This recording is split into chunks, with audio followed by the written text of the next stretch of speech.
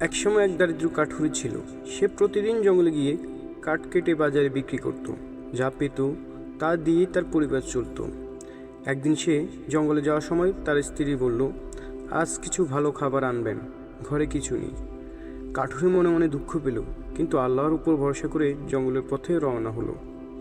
জঙ্গলে গিয়ে সে একটি বড় গাছ কাটতে শুরু করলো। হঠাৎ কুঠারের আঘাতে গাছের ভেতর থেকে বেরিয়ে এলো একটি থলে খুলে দেখে ভিতরে স্বর্ণ মুদ্রা।